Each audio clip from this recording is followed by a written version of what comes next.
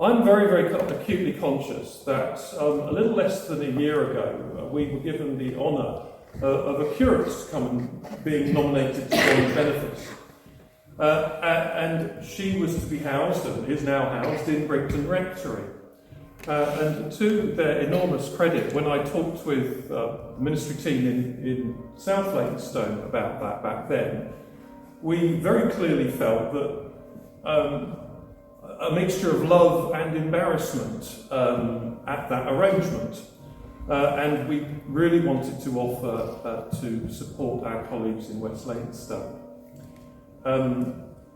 Accordingly, I wrote to both the bishop, I possibly wrote to you, Archdeacon, I don't remember, but certainly the director of ordinance and the bishop, and said, you know, we'd like to help out in some fashion.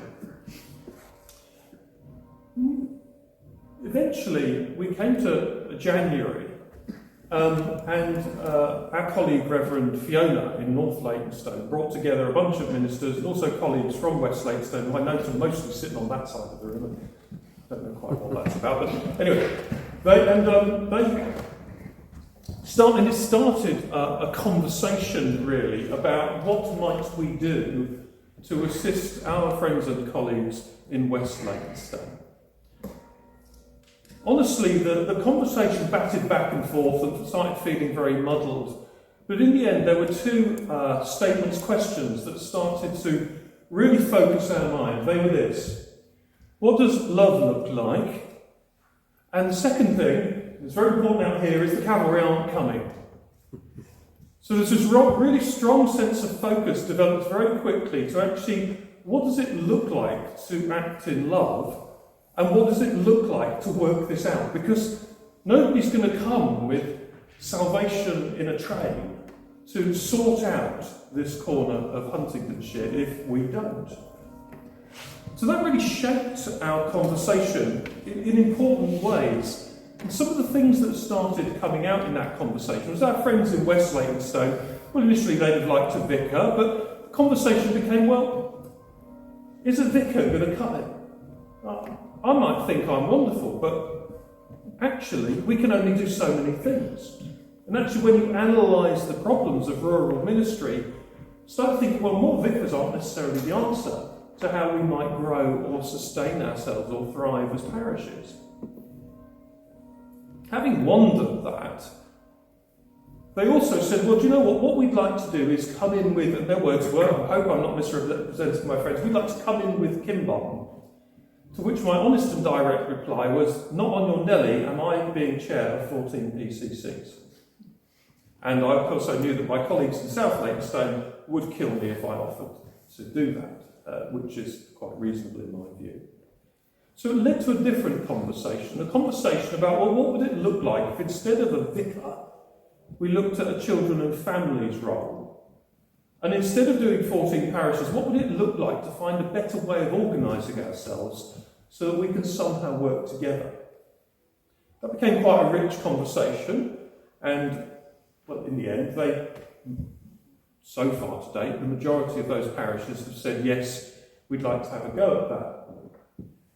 We also needed to find out whether our friends in the diocese wanted something like this to happen or not. So Archdeacon Richard had been early in the conversation, but without any disrespect to you, sir, how long have you been in post?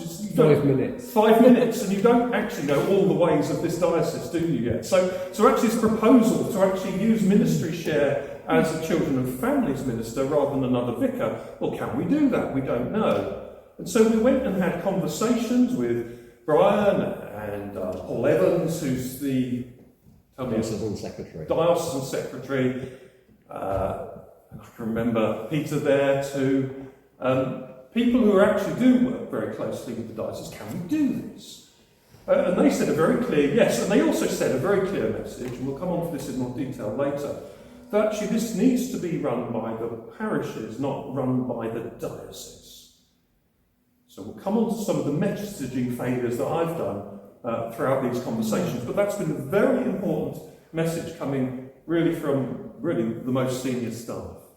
The other thing that's been gratifying is in that conversation, our friends, the bishops and the Archdeacon and the senior team, they have in principle said, yes, we want to have a go at this. And to enable that, we'd like to try appointing Philip as Assistant Rural Dean in order to give me the legal right to act outside the boundaries of this benefice.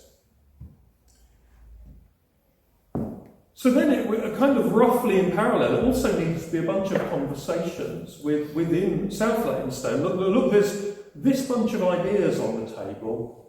Would you like to do that or not? And I had a number of conversations. And what came out of it is sufficient parishes were sufficiently positive or consenting to do it, to think, well, there's a job to be done here. I don't want to kind of go digging into who said yes and who said no, but very happy to have that conversation at another time. But basically, sufficient parishes would say in West and South, do you know what, there's a job to be done here. We think this has got value. I need, however, I think, to kind of recap on what's the problem. We don't want to do a thing if we don't understand the problem. Otherwise, it's just work for work's sake. So let me show you some information. First of all, you all actually know this by instinct, but this is one of the first paragraphs in law on the functions of a PCC. You will note it says, and this is what you do all the time, the functions of a parochial church council shall include cooperation with the minister in promoting in the parish the whole mission of the church, pastoral, evangelistic, social and ecumenical. I've been with you so long now, I know that that's what beats in your hearts, and I also know the bits of you that say, but we can't do those things. Let's have a look at the things that we struggle with. First of all, who's the parish? I always loved, when I was doing commissioning work, to do statistics. This is what's called a population tree of West and South Leightonstone. You will see we have 4,376 people, thereabouts, in the 21 census, where I could get information. One or two parishes weren't in there. And what you'll see is, starting at the bottom, 237 80 plus people, 461 70 to 79, 632 60 to 69, 850 so, and on down till you get to 0 to 9-year-olds, 362 people. What you've basically got is about 20% pensioners, about 20% young people, and something in the middle with this big bulge in the 50 to 59-year-old range. But why is that a problem? Because you know it in your bones that this is a problem, because you know that whatever we do together and whatever conversations we have together, we know that the core of our work achieves things here. And most of our work achieves very little to nothing the further we go down the page ranges. There are variations, of course there are. But broadly speaking, if you look across our work for 4,500 people, we all agonise. At least I think you agonise. I know I agonise. I know many PCCs I've met with agonise. What is it we're going to do to rebalance that? This is the same information. In case you're wondering, I did this parish by parish, and what it shows essentially is they're everywhere. There's not one parish that's just pensioners. There's not one parish that's full of children. Children, middle-aged people, young adult, working adults, old-age pensioners, they're everywhere in all our parishes. Of course, one of the things I've noted since I've been here is they're not necessarily very visible, because actually most of the activists are pension-age people. So what you find is all the people who tend to do most work are over here. For most of these people, we don't see much result there. Let's go into a little bit of a kind of cultural insight as to what that's about. Now, there are many ways to cut this cake of insight. This is my current favourite way of looking. You've got most people in younger generations can be described as the anywheres, and most people as you go through the older generations are the somewheres. Let me tell you what I mean by that. Most of you here will identify that most of you are somewhere people. You believe in, you commit to, and you love the place you're in. That's the primary focus of your sense of community. It's why you commit to your local church. It's why some of you are on parish councils. It's why you care whether dog mess goes in the poo bin. It's you are the people who love where you belong, and you belong where you love. And that's who you are. That's how you're built. That's how you're wired. Well, for any number of reasons, as you go down the generations, people increasingly become somewheres. They may live in your village, but they don't belong to your village. Anywheres. Anywheres, sorry. Thank you, dear. The anywheres may live in your village, but they don't belong in your village. They might connect occasionally to the odd Christmas event, but essentially their heart and their lives is focused on schools here, clubs there, social networks somewhere else. They could live in any village and not really belong, because the way their heart works is like that. That's a recognised demographic as you go down through younger people.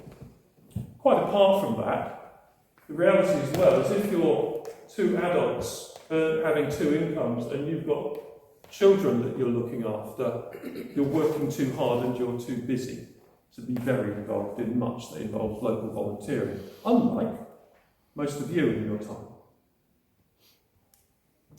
So how does that create our problem? Now this is where I got to do my super whizzy thing with my iPad. This is the church graphic equaliser. Yes, it is. Does anybody remember graphic equalisers? I hope you do.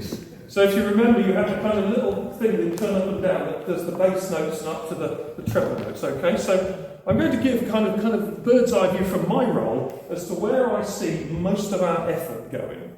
Where do we put our effort on the church graphic equaliser? I hope I'm not going to be too contentious in this.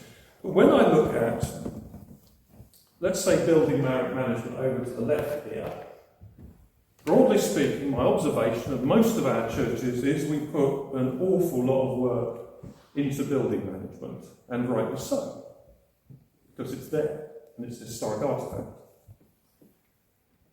And then when we think about community events and outreach, the other thing I see across the piece in all parishes I get involved with is really, really excellent work and a lot of energy going into community events and outreach. Not perhaps as much as we put into building management and maintenance, but let's say it's an awful lot of our energy. You and I know that when it comes to finances and fundraising, how much effort do we put in? Well, how much time is spent in our PCC on that? So I'm going to suggest that most PCCs are turned up really high on that. Quite rightly, big building, expensive vicars to keep in a job. Then we come to worship and prayer. Well, across the piece, we're devoted to worship, but in most parishes, we only have 2 a month if we're lucky. Only one church in 14 parishes has an act of worship on every Sunday. So, whilst there is generous love of and devotion to it, mostly what we do lands somewhere in the middle. Ministry to poor and suffering. So you and I all know that the way it works is we don't have programmes of care for the poor and suffering. It's kind of woven into who we are and where we live. But at the same time, don't put more effort into it than some of these other things in most places. And I say that not to be impertinent to my friends who are so caring to so many. I'm talking about us as a group politic. So let's say about there. We then come to evangelism and invitation. We want to say come, but actually the reality of our time and effort is mostly about here. Discipleship, confirmation and learning. I know of 2 house groups, perhaps 3 that run in the Benefices too, I think. I've done 2 confirmations since I've been here, otherwise most confirmation books are empty for a significant number of years. So actually, although there's an effort to do good teaching on a Sunday, mostly we're sort of down here somewhere. Children and young people ministry, mostly, although I go into schools and we want to do things, there's only one church with a Sunday school of any kind. There's a toddlers group in one church, and I'm essentially not aware of anything else. So we're essentially down there on that. Younger adult ministry, that bit in the middle, all those adults who are working and perhaps want to find faith. Well, one of the things that initiated this work is my experience that younger adults come with their children, take a look, might stay for a couple of services, and then go off to the fully formed family church somewhere else if they want to be a part of the church. So there's something missing there. And the other thing that gives me, and I think some of you, great anxiety, is this thing they call in business language succession planning. Who's going to do your job when you're not? And I don't see much evidence of that, except in people coming through to ministry, which is encouraging. So I put that a tiny bit more, but mostly not much. Now I do this as an exercise gently, but the reason I'm doing it, and it may not fully resonate for all of you, it's simply my perception from where I stand. What that tells me is that, broadly speaking, you in your wonderful ministry, and I mean that without irony, you in your wonderful ministry have been increasingly distilled into the things you must do to keep what you've got. These are the must-dos. But the things that might make a difference to those anywhere people who can't connect with you are all largely absent in the ministry of our churches. And that's a deep challenge. Because, of course, what you know is you're giving everything you can.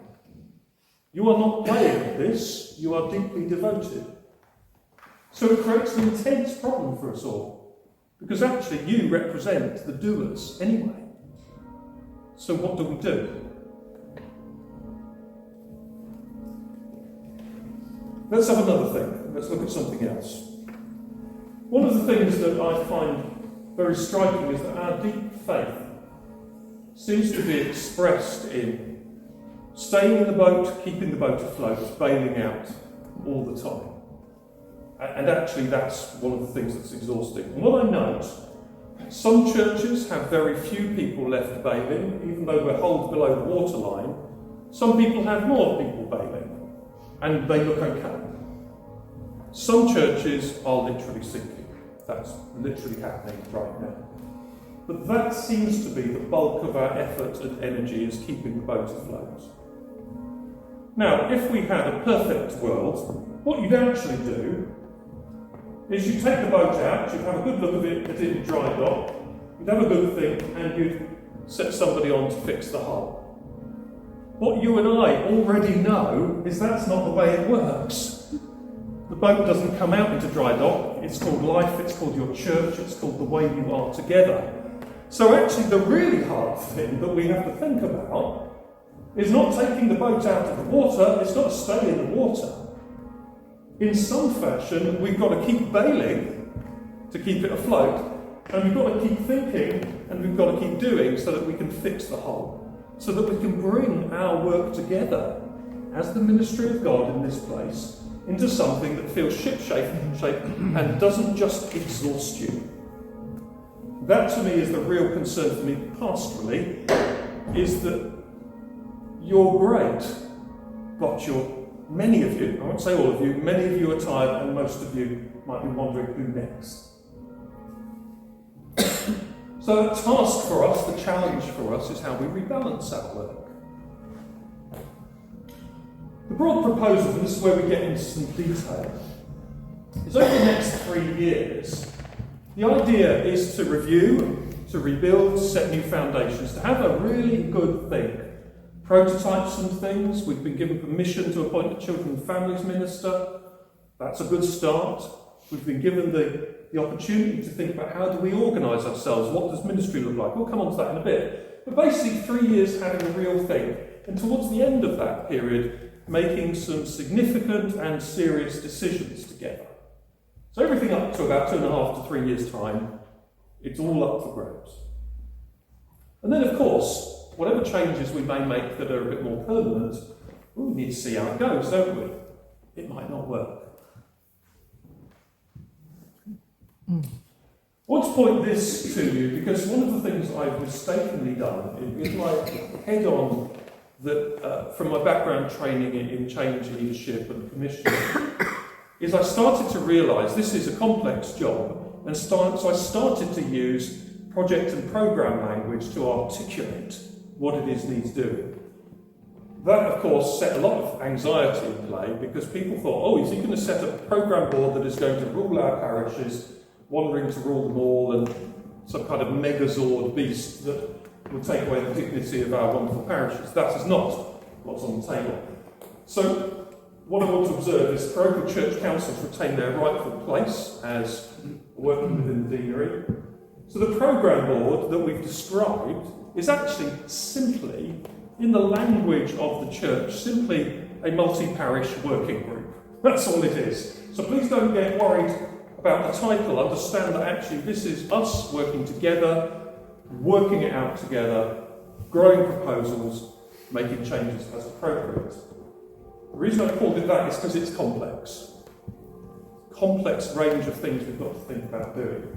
And what we'll want to do is put projects teams in play from our Benefices, supported by our colleagues from the diocese, who will actually start working on what are some of our solutions.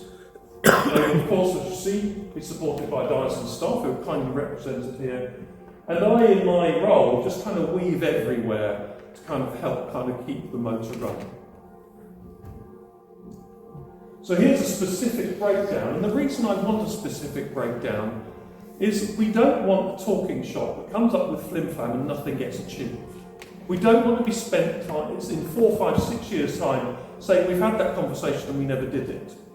What we need to do is surface what we need to do, we need to make decisions, yes or no. That's actually the task. And so, in phases, what I think will happen is year 1, exploring the options, developing and delivering prototypes and new ways of working, having a go. What does ministry look like? What does it look like to work with children and families?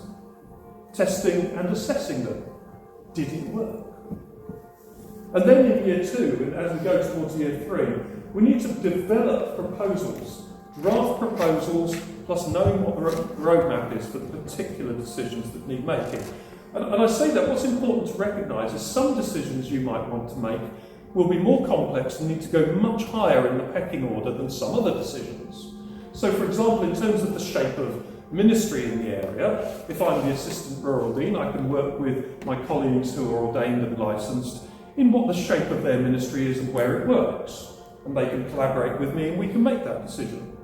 But if you choose you want a different governance framework, if, for example, you want to set up a joint council, or if some of you think there's a benefit in merging parishes, or whatever you think is right, well, that's above my pay grade, and I think that's above your pay grade, Archdeacon, isn't it?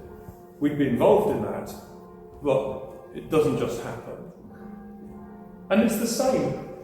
Again, some of the kind of cat among the pigeons things is the daring to mention that maybe a couple of churches might want to throw the towel in.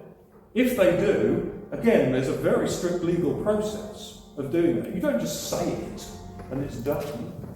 You know, the monarch has an interest in keeping a church in every parish. We don't just do that kind of thing lightly.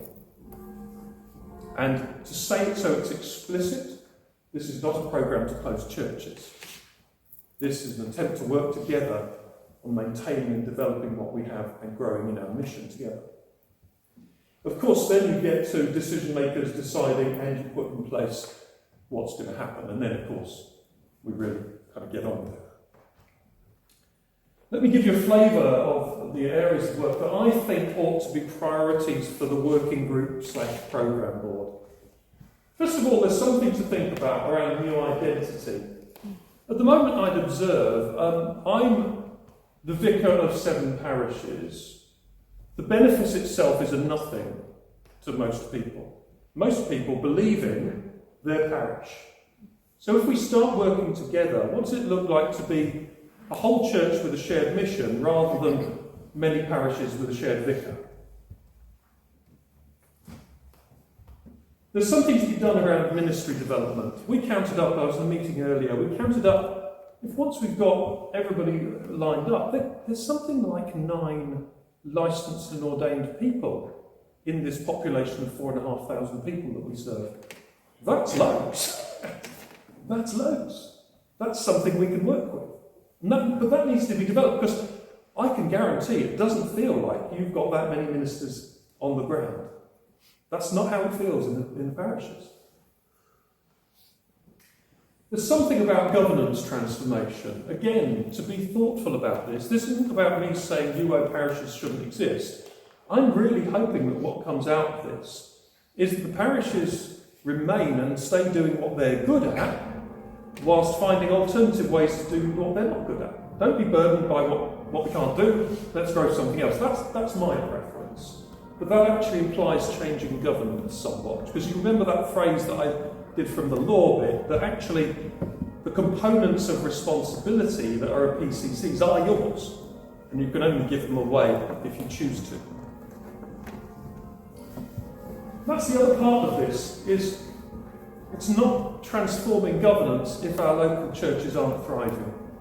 So there's something about identifying what actually being the local worshipping body is as a thriving group, not burdened by things you can't do or would never do or don't want to do, but thriving in your local identity and your capabilities. I see that all around me, how churchyards get cut, how the money happens, how the buildings get fixed, how you do carol services, how you do summer events. Ain't broke, doesn't need fixing, should be retained and honoured. There's something that we need to do around administration, I think. Within that is safeguarding, which is a bane of most of my PCC's life. And because I'm the incumbent, I go on about it. And because you're local PCCs and you're not entirely persuaded of the value of it, you advise me of your feelings. It's just becoming burdensome flogging that horse. We need to find a way of doing this well so that we can be free to do good ministry. There's some work already in play, but this, I would like to kind of draw this in. Worship centres redeveloping their building. You call them churches. I wonder if we should think of them as worship centres. So right now Spaldwick is at the early stages of a project to redevelop that. I know Leighton Bromswell are ambitious. Is that still the case, John?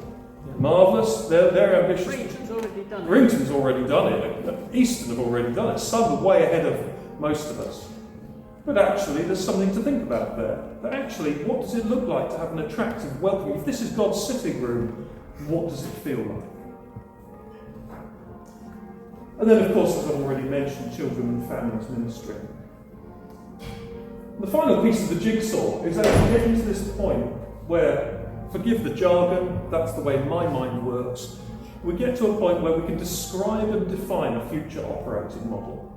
What does it look like to be the church in this geographical area who love one another and love our place, who have effective ministry, who are engaged with all aspects of our communities, and can sit back and say, do you know what, at last it doesn't feel like it's too hard.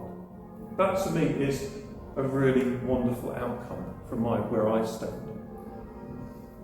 And just as a kind of, this is not me saying I'm going at any point, but one thing I really want to do is that at the point I move on, I want to be able to say, look anybody in the eye and say, do you know what, that's the best job in this diocese.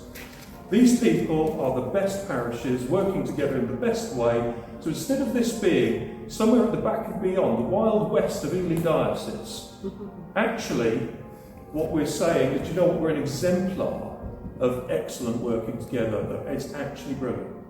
And I want you to get the best incumbent that you can get. Because I think for too many years you've got the good enough incumbents, not the best incumbents. They all gravitate to the big cities and the big churches. You've got the potential, because I know your capabilities, I've worked with you for some time. You can have the best minister in the best church together. Thank you for listening. I'm going to give you a chance to leg stretch, get a cup of tea. Thank you, Roy and Laura, they're offering that. And then Archdeacon and Richard will call us together when we've got enough to imbibe to a conversation with him and anyone else that wants to join in. Thank you.